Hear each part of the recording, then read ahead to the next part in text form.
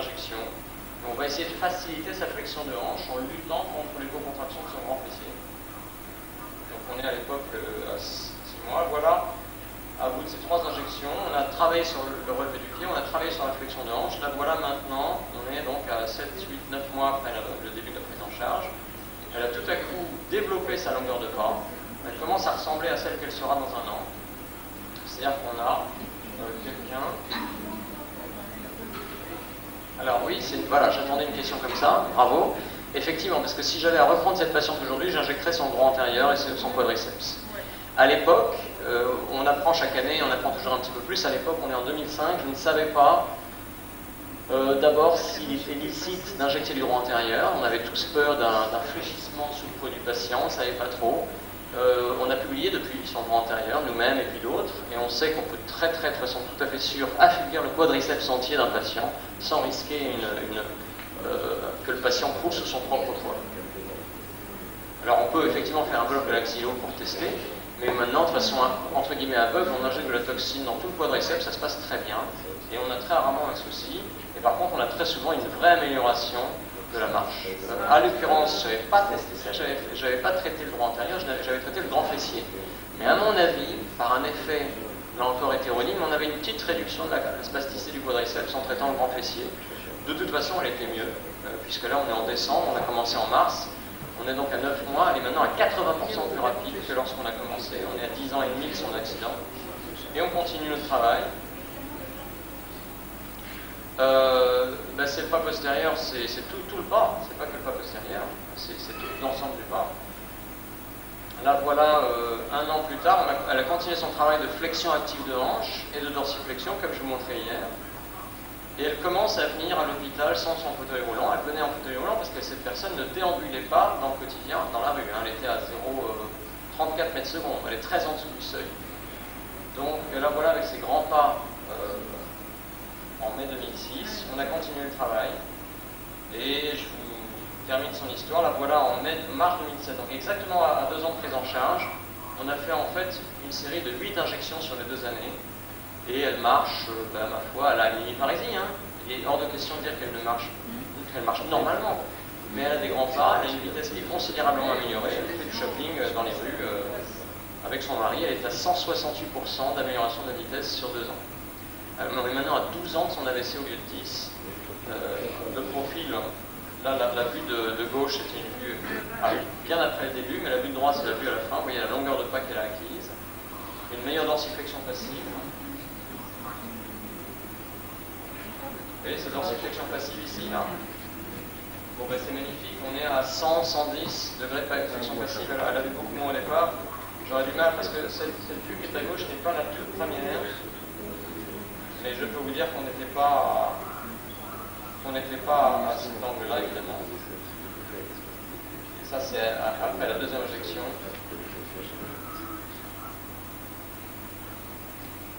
Voilà. Vous voyez, c'est 90 degrés de flexion dorsale passive. On a récupéré une vingtaine de degrés sur sa flexion en l'espace de 2 ans, sur sa flexion dorsale passive, donc on a un pas non parétique beaucoup plus haut.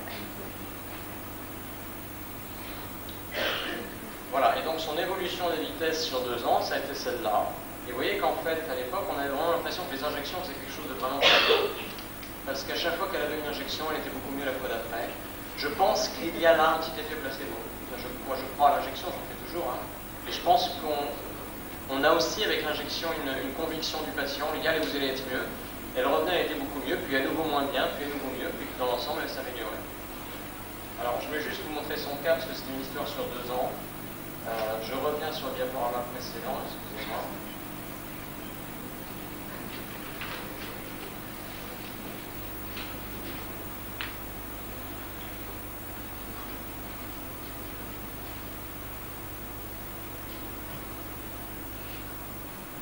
Donc cette patiente, elle avait sur ces 2 années pratiqué ce qu'on a vu hier, c'est-à-dire les 2 mouvements fondamentaux de la marche humaine, qui sont la flexion de hanche et la dorsiflexion du pied. Et comme ces patients-là, Jocelyne étant en haut à gauche, chacun travaille et ses flexions de hanche et ses relevés de pied à son niveau, à sa mesure. Chaque mouvement est le plus haut possible. La fréquence est la maximale possible sur 15 ou 30 secondes, et chacun travaille, et il y a 1, 2, 3 séries par jour de ces efforts-là. Donc comme je le disais hier, chacun apprend cette technique d'étirement, et voilà Jocelyne qui avait eu un accident, elle, 2 ans auparavant. En 1 an de travail, regardez son amplitude de flexion de hanche et de flexion passive du genou. En 1 an de travail, elle est plus rapide, plus ample. C'est uniquement de la rééducation d'un cerveau intact, c'est ce que je veux dire. On est dans le sport, on est dans le champion. Il n'y a pas de différence entre la neurorééducation telle qu'elle est pratiquée et l'entraînement d'un champion. On cherche à améliorer des performances. Voilà Jocelyne entre 1 an et demi après son AVC et 1 an de plus ensuite. Vous voyez qu'elle est toujours hémiparétique. Sa marche n'est pas normale, mais elle est devenue compatible avec parfois une utilisation dans le quotidien, dans la rue. C'est une personne qui ne se pose plus de questions pour sortir de chez elle, ce qui n'était pas le cas au début de la prise en charge. Donc elle aussi, elle a réussi à septuplier ses vitesses parce qu'elle était partie très bas. Et qu'est-ce qu'on constate? Je vous parlais tout à l'heure de l'angle rapide. On s'est intéressé chez elle à son droit antérieur. Pourquoi? Parce qu'elle avait été opérée de la cheville. Donc on avait surtout amélioré sa hanche et son genou. Regardez ça. Sur le graphe qui vient, dans la même période, j'ai mis simplement l'angle de ressaut du droit antérieur, du rectus femoris. Et vous voyez qu'en fait, comme par hasard, sa vitesse de marche se retrouve parallèle à cet angle de ressaut. On était passé d'un angle de 0, c'est-à-dire le ressaut tout de suite. Dès que je lâchais la jambe, ça répondait. Et en fin de travail, on est à 80 degrés. Ça ne répond plus qu'à 80 degrés d'étirement du muscle. C'est-à-dire qu'on a considérablement diminué sa spasticité au fur et à mesure de l'évolution. Et en angle de flexion active du genou comme ça, elle est passée de 80 à 120. C'est-à-dire qu'elle a considérablement amélioré sa capacité à fléchir le genou, ce qui est important pour la phase oscillante de la marche. Donc là, une patiente que je souhaitais vous montrer hier, que je vous montre aujourd'hui. Pourquoi? Parce qu'elle, on l'a également prise 10 ans après son accident. Et c'est une vidéo qui date de ce mois-ci, de mai 2012. La voilà qui marchait il y a quelques jours. Vous voyez la différence de fluidité, de rapidité. Elle a travaillé elle aussi essentiellement sur son bras antérieur. En l'espace d'1 an et demi de travail, on va la revoir. Regardez la phase oscillante difficile qu'elle avait, avec ce clonus du droit antérieur. Et bien, si vous n'avez pas cette vidéo de octobre 2010, vous essayez de dire à cette patiente qu'elle marche mieux, elle ne comprendra peut-être pas. Parce qu'elle est toujours pour elle une hémiparétique. Donc la vidéo sert aussi dans cette relation avec le patient pour lui montrer, voilà, on est là, on va faire ça. Il n'y a pas de miracle, il y a du travail. On a obtenu quelque chose, on veut plus, on ne veut pas plus, on fait un choix. Et si on veut plus, on continue. Elle est passée en fait dans cette période de 1 à 1,43 mètres secondes, ce qui pour l'instant pourrait être compatible avec traverser la rue, vraiment faire tout ce qui se passe à l'extérieur de la maison. On va terminer par un manque supérieur.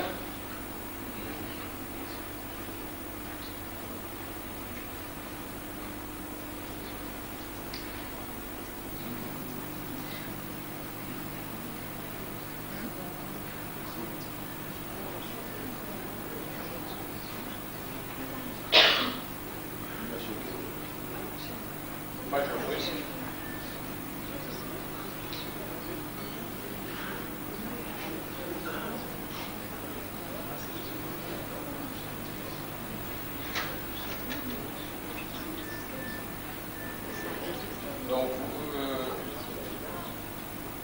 je montre toujours ce patient-là parce que c'était historiquement le premier patient et c'est une des plus belles améliorations qu'on ait pu voir. Ce patient, il avait 54 ans, il a son AVC en 96. On a commencé le contrat d'autorééducation guidée en 98, donc on est à 14 ans de ça. Et voilà sa lésion, c'est un accident sylvien, je dirais moyen en taille, mais qui prend quand même une bonne partie de son cortex de la main, l'arrière sous-corticale et du visage. Le voilà à 2 ans de son AVC, à une époque où tout le monde lui a dit qu'il n'avait plus aucun espoir au niveau du bras et qu'il ne faudrait faire que, entre guillemets, ce qui a été appelé de la rééducation d'entretien, ce qui n'a pas un terme qui signifie grand-chose. Et vous voyez ce bras gauche qui, ma foi, qui n'a pour lui que son abduction active, vous allez le voir. Mais il lui manque sa flexion de l'épaule, il lui manque son extension du coude, on n'a pas de supination non plus. Il n'y a pas d'extension de poignet ni d'extension des doigts. Il fait ce qu'il peut, mais très vite, il passe à la main droite. Il a ce comportement de supination.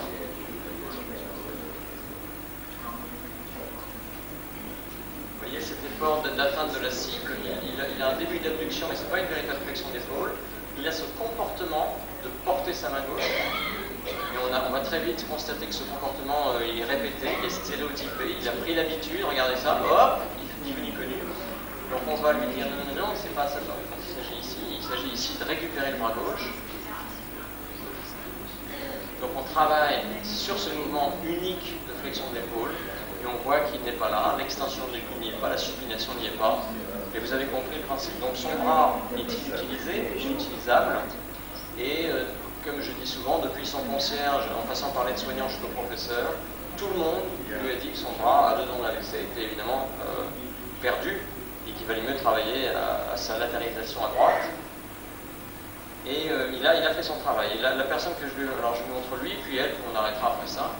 Cette personne-là, c'est une personne qu'on prend en charge en ce moment, qui a 1 an de son accident vasculaire. C'est celle dont je vous parlais hier, qui n'avait pas de flexion de l'épaule. Vous voyez que...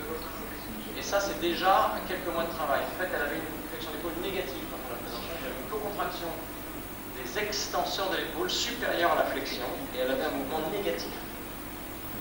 Puis, elle a travaillé, elle a appris ses postures comme on a vu hier. Et ce qui se passe, c'est que, typiquement, elle fait partie de ces patients, peut-être un peu trop... elle a travaillé sur ses flexions de l'épaule, comme ces patients-là. Elle a fait ce qu'elle pouvait, avec des gestes compensés, des mauvais gestes, des grimaces, un tronc qui se tord, des mouvements dans tous les sens, peu importe. Elle a cherché à atteindre la cible, comme tous ses patients.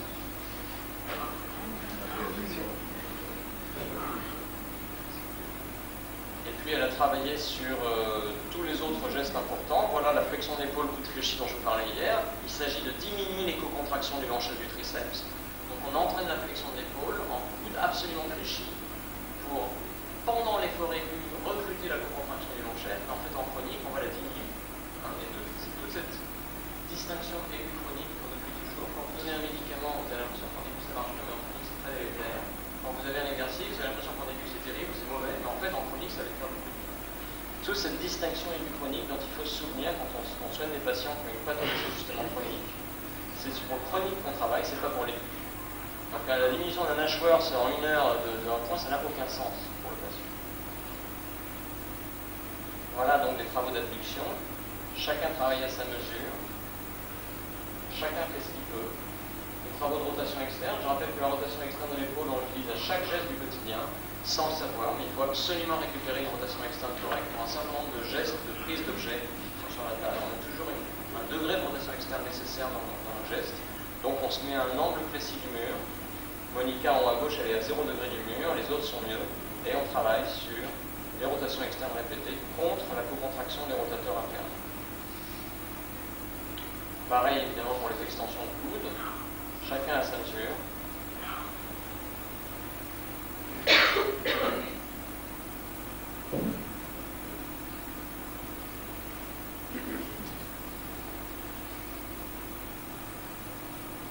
Donc on a vu pareil pour la supination, ça on l'a vu tout à l'heure, je ne vous le remontre pas. Et pareil pour le poignet et les doigts. Il s'agit d'individualiser la commande du poignet et des doigts. Donc on travaille sur l'individualisation et là, le renforcement de cette commande sur l'extenseur et la diminution progressive avec les efforts des co-contractions des fléchisseurs. Donc là, c'est un jeune patient qui a une hémiparésie infantile, qu'on prend, donc il a 19-20 ans lorsque ces vidéos sont prises, il travaille sur son poignet et ses doigts. Les principes sont les mêmes, bien sûr, que chez l'hémiparétique adulte. Donc, ils remplissent leur registre. Et voilà la même personne après 8 mois de travail. Et vous constatez qu'en fait, c'est piètre. Le résultat est piètre parce qu'en fait, c'est une personne qui n'a pas retenu son registre. Alors, je lui dis, c'est pas bien. Il faut travailler, il faut rendre le registre. Alors, on la voit 1 an plus tard et on constate qu'elle n'a toujours pas rendu son registre. Et elle progresse pas beaucoup. Vous voyez qu'en fait, elle a peut-être 3 degrés en plus, c'est tout.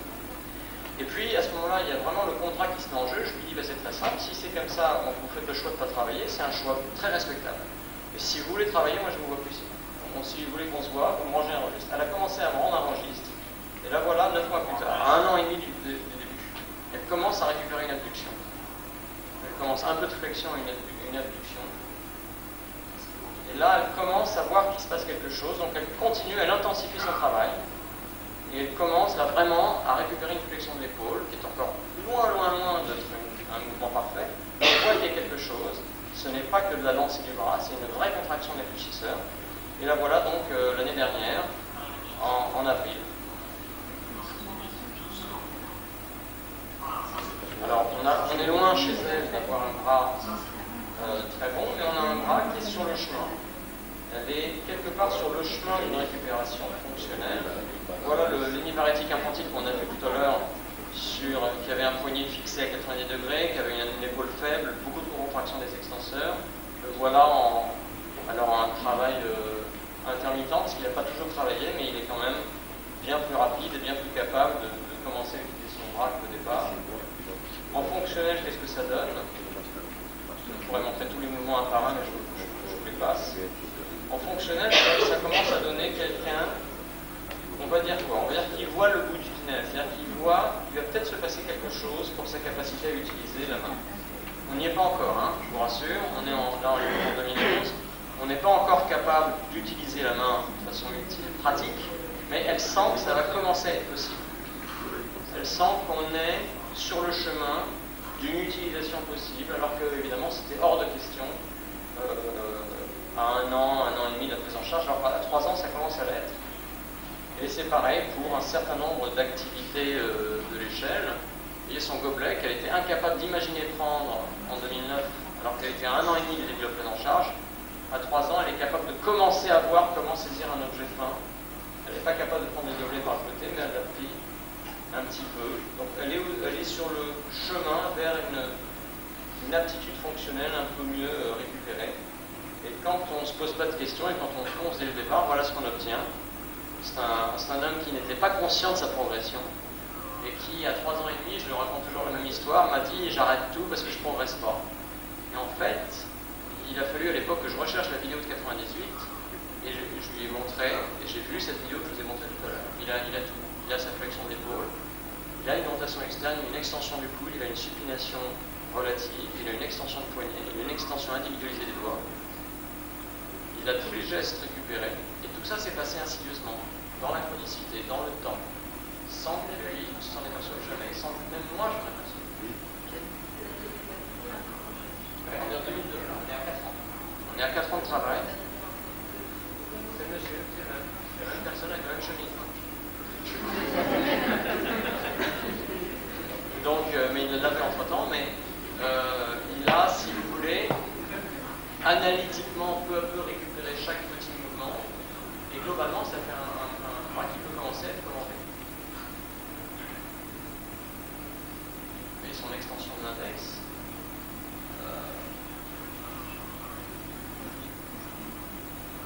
Alors, il me rendait ces registres tout le temps. Lui, c'est l'impression qu'il s'est très vite mis dans l'esprit. Là, il est obligé de faire ce que personne d'autre ne fait dans les institutions où nous travaillons, c'est-à-dire le nettoyage. Là, c'est nos patients qui nettoient les pièces.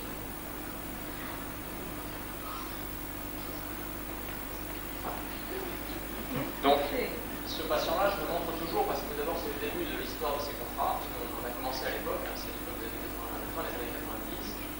Et il est l'exemple, je dirais, pour l'instant, en termes de qualité, on n'a pas réussi à surpasser cet exemple-là. On a beaucoup de gens qui sont là beaucoup. Mais au fond, oui, c'est notre petit champion. C'est l'exemple pour les autres. Et les autres progressent bien. On a beaucoup de cas comme ça, si vous voulez, et on va plus. Pas mal de gens qui progressent bien et qui sont, on essaie de faire grandir en eux cet esprit, cette compréhension du fait que s'il y a travail quotidien, il y a progression, tout simplement. Il faut ce registre écrit. S'il ne rentre pas le registre, on s'aperçoit, moi j'ai commencé à faire une petite statistique entre les patients qui me rendaient leur registre écrit et ceux qui ne le rendaient pas, c'est une différence de progression. Il faut que le registre écrit soit rendu. Et comme par hasard, on voit que le patient progresse.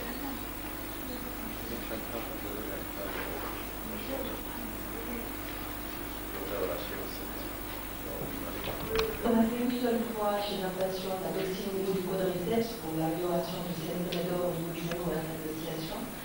Et on a peur d'un effondrement du patient, du cancre. Le quadriceps est un muscle qui est très intéressant pour le relevage du genou debout et pour la marche. C'est pour ça qu'on est face à ce problème de speed qu'on a réalisé beaucoup de blocs au niveau du membre intérieur avant de passer à l'officine pour voir comment ça se passe. Et ce qu'on a constaté, c'est que l'amélioration n'est pas spectaculaire quant à l'amélioration de la flexion du genou à la phase d'oscillation. C'est pour ça qu'on ne passe pas à la toxine et le patient ne ressent aucune amélioration après la réalisation d'un bloc de réduction. Mais peut-être probablement que l'association d'un programme de glorification guidé avec la toxine du quadriceps et les patients qui ne dérobent pas après la réalisation du bloc, ça peut être très intéressant pour l'amélioration du schéma de marche.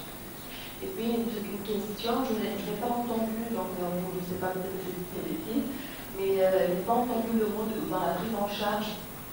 Est-ce qu'il y a une place pour les exercices globaux dans l'amélioration du schéma de marche et l'amélioration de la plasticité cérébrale, c'est-à-dire le réentraînement à l'effort, les exercices sur tapis roulant, il y a des patients qui n'arrivent pas à faire bouger grand-chose, ou même chez les patients qui ont une petite motricité. Est-ce que l'exercice sur tapis roulant, il y a des études qui ont été faites qui ont montré l'effet sur la plasticité cérébrale? Bon. Alors, c'est deux bonnes questions. Je vais répondre à la première d'abord. Aujourd'hui, l'étude qui prouverait contre placebo qu'un affaiblissement chimique du quadriceps est utile, cette étude-là n'existe pas. On est en train de la mettre en place, elle est mise en place, on ne l'a pas encore débuté pratiquement. Et dans la littérature, on n'a pas ça pour l'instant. On a des rapports en ouvert.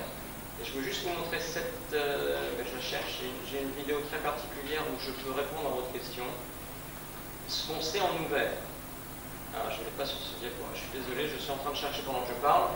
Ce qu'on sait en ouvert, c'est que non seulement, ce que vous venez de dire est inexact, non seulement il y a une amélioration objective de la flexion passive du genou, mais il y a une amélioration objective de la flexion active de hanche après affaiblissement d'un fléchisseur de hanche. Je vais répéter ça, vous avez affaibli le droit antérieur, qui est un fléchisseur de hanche, et vous avez amélioré la flexion de hanche. Pourquoi? Parce que vous avez un genou qui se laisse fléchir, donc la jambe pèse moins lourd, donc le genou lève plus haut. Et on a ça sur quasiment tous nos cas, on l'a publié il y a 1 ou 2 ans, c'est Émilie Hutin qui est notre ingénieure et qui est première auteure sur ce papier-là. Je voulais juste vous le montrer en vidéo parce que le problème c'est que, évidemment, je suis jamais très sûr de où sont mes diapos, donnez-moi une seconde, mais on a donc une amélioration double. Alors, est-elle perçue par le patient? C'est autre chose, c'est vraiment une question qu'il faut bien séparer de la première. Nous, on cherche à avoir les deux, on cherche une vraie amélioration objective et on cherche aussi à ce que le patient soit content. Et c'est déjà un premier pas quand on voit qu'il y a de l'objectif. Droit antérieur, partout. C'est-à-dire qu'on injecte tout le long du corps musculaire, depuis l'épiniaque antéro-inférieur jusqu'à la base de la rotule, en 3, 4, 5, 6, 7 points. Sur les deux, c'est un muscle bipéné, comme vous le savez, donc sur les deux côtés du muscle. Mais pour la phase oscillante, on injecte aussi dans les vastes, externes et internes, et intermédiaires. C'est-à-dire qu'on injecte sur le quadriceps, les deux. C'est-à-dire dans le droit antérieur et même dans le reste du quadriceps. Le droit antérieur, typiquement, on injecte surtout si la phase d'appui est caractérisée par un manque d'extension passive. Une phase d'appui où la hanche ne se met pas en extension passive, ça c'est une vraie indication pour le droit antérieur. Si vous avez une bonne phase d'appui, mais une phase oscillante, où pour le coup, là ça frotte, c'est tout le quadriceps qu'il faut injecter. Donc c'est ce qu'on fait chez nos patients, et je voulais juste vous montrer un exemple de ce que je viens de dire, c'est-à-dire que la flexion de hanche active, améliorée par l'injection. Et je pense qu'il y a là encore une différence entre la perception du patient et la mesure objective de ce qu'on a fait. Et que si on demande juste au patient est-ce que vous vous sentez mieux, une fois sur deux, le patient il saura. Et donc il faut vraiment passer à l'objectif. Je suis en train de vous chercher péniblement cette vidéo qui, ma foi,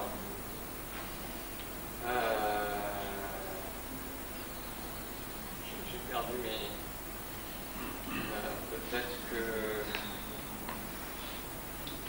peut-être qu'on va aller là. Peut-être que je vais l'avoir ici. Je suis désolé. Et après, je vais venir à votre deuxième question sur l'entraînement à l'effort. Alors, la littérature sur entraînement à l'effort et accident vasculaire cérébral, elle est énorme aujourd'hui. C'est une grosse littérature, avec des vraies études contrôlées, une littérature vraiment intéressante. On soumet en fait des gens qui ont eu un accident vasculaire cérébral à pas d'entraînement à l'effort du tout, un entraînement modéré, un entraînement intense, et on voit la différence.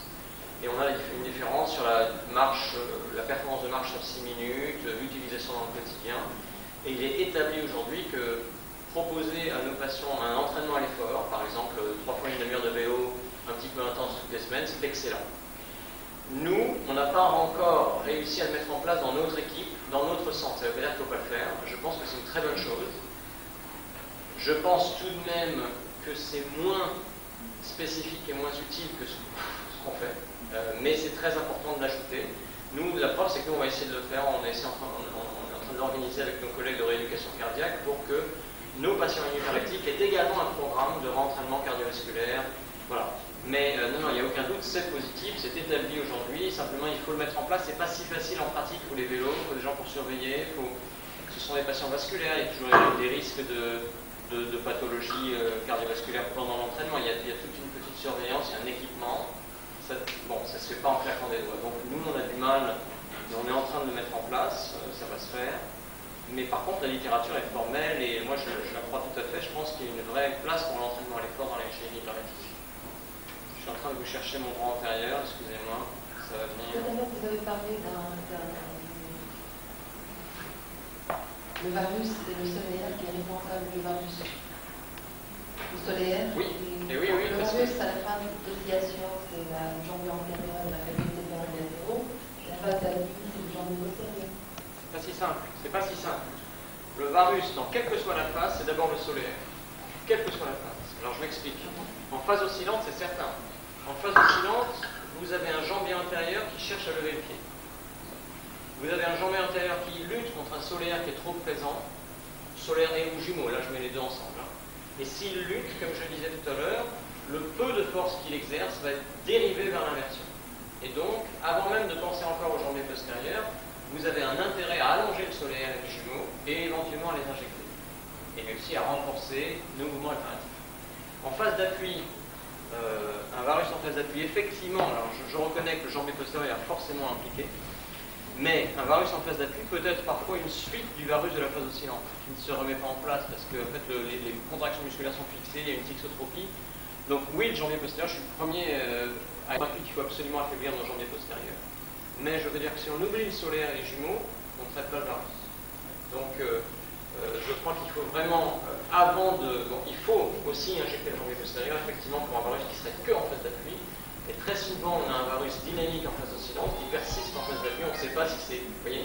Et donc je pense qu'il faut vraiment traiter les fléchisseurs plantaires purs, c'est-à-dire orteils, jumeaux et solaires, qui sont vraiment des causeurs de dérivation de la force exercée par le jambier antérieur. Moi, j'en étais encore à des discussions il y a quelques années où certains collègues voulaient affaiblir le jambier antérieur. Je pense que c'est déraisonnable. Par contre, affaiblir le solaire dans un seul but de corriger le varus, je crois que c'est tout à fait logique. Enfin, nous, on y arrive régulièrement. Je n'ai pas une vidéo pour ça à l'instant même, mais je vous cherche déjà là. Ah ben si, en plus j'en ai une. Je vous cherche le rectus femoris.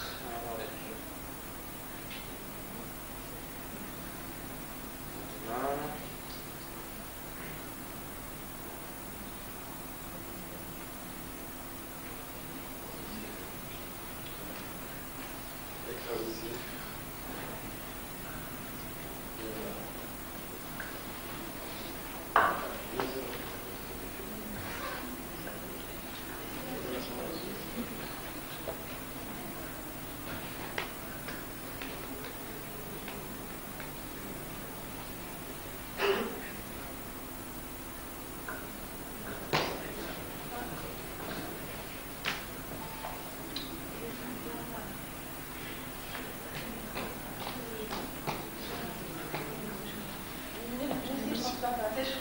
On arrête là?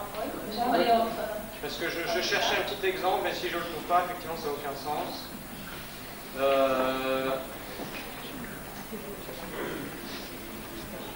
Non.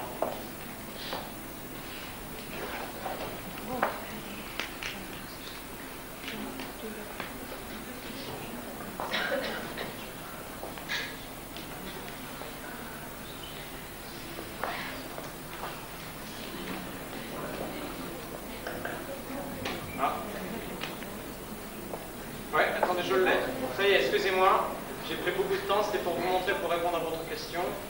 Voilà, ici, si on regarde la simple, juste une seconde, le simple affaiblissement du bras antérieur, voilà cette patiente entre avant et après la première injection. Si vous mesurez les angles, là je vous demande de me croire, on les a mesurés à partir d'un profil et ensuite au labo, vous avez un angle de flexion de hanche, attendez, c'est pas sur cette vidéo-là, hein, mais je vous montre la patiente, qui est passée de 10 à 12 degrés. Vous allez rigoler, vous allez me dire, mais 2 degrés, c'est ridicule. Sauf qu'on a continué à travailler, et que quelques mois plus tard, on refait une injection, et cette fois, on est passé de flexion de hanche de 20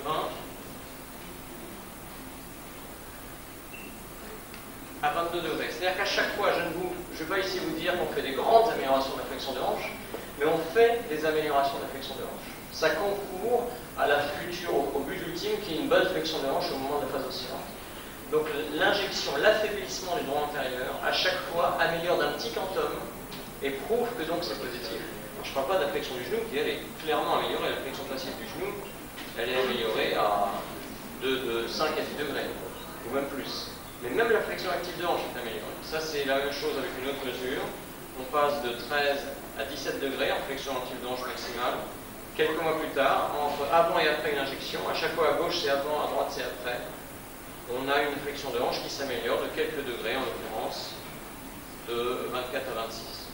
Toujours entre 2 et 4 degrés, on a publié ça aujourd'hui, donc on sait qu'un affaiblissement du droit antérieur, immédiatement après l'injection, permet d'obtenir 2 à 4 degrés d'amélioration de la flexion active de hanche. Voilà, ça c'est bon, alors on ne sait pas contre le placebo, mais ça serait vraiment compliqué d'imaginer un effet placebo d'augmentation de la flexion de hanche chez quelqu'un chez qui on a affaibli une flexion de hanche. Voilà, c'est juste pas surtout dans les patients. Ah oui, il n'est pas souvent ressenti. Il faut surveiller ça. Je suis désolé d'avoir mis du temps à trouver des vidéos. Merci M. Riziès pour cette illuminante présentation. Alors, avant de clôturer les travaux de ce 16e congrès de notre société d'assaut tumeur, je tiens, au nom de l'équipe organisatrice, à remercier nos chers maîtres